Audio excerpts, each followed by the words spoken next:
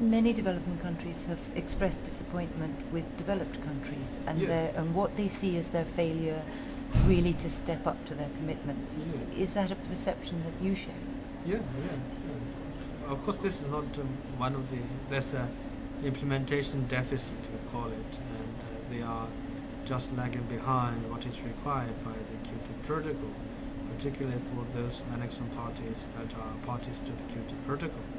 And actually, the general trend in the annexation parties, they are on an increasing trend of greenhouse gas emissions, rather than a downward trend of reduction.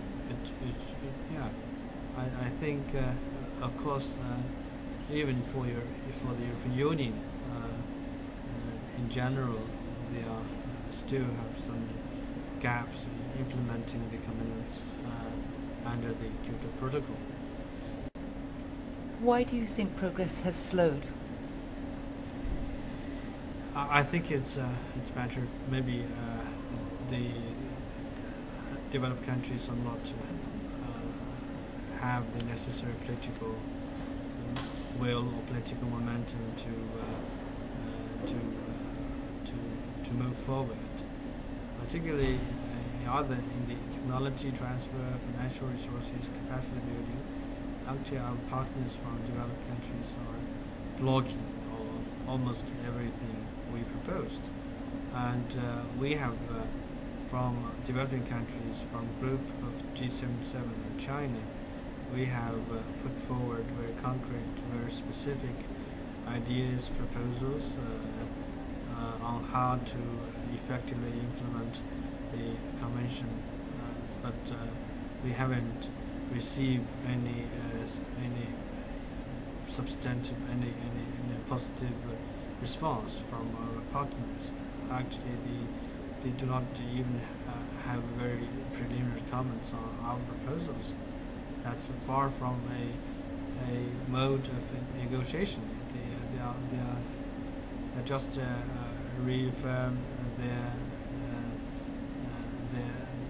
old positions with the general positions without coming to interactive discussions of developing countries' proposals on technology transfer, financing, adaptation, and capacity building. Brazil and Mexico have both come to Poznan with new plans, which include impressive voluntary targets for emissions reduction. Is this something that China might bring at some point? I know you have targets on energy efficiency and so on, but these are emissions reduction targets, and I wondered if you also might be bringing something like that. Actually, it's in a way the energy efficiency targets would, of course, be equivalent to some reductions of greenhouse gases. But they don't reduce overall emissions.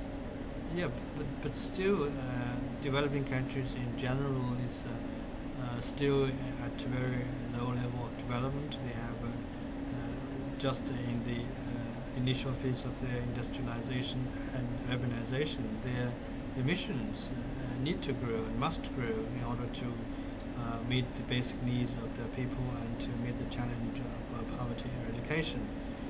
So I think what is required of developing countries is to undertake enhanced mitigation and adaptation actions in the context of sustainable development and be enabled and supported by provision of financial resources, technology and capacity building.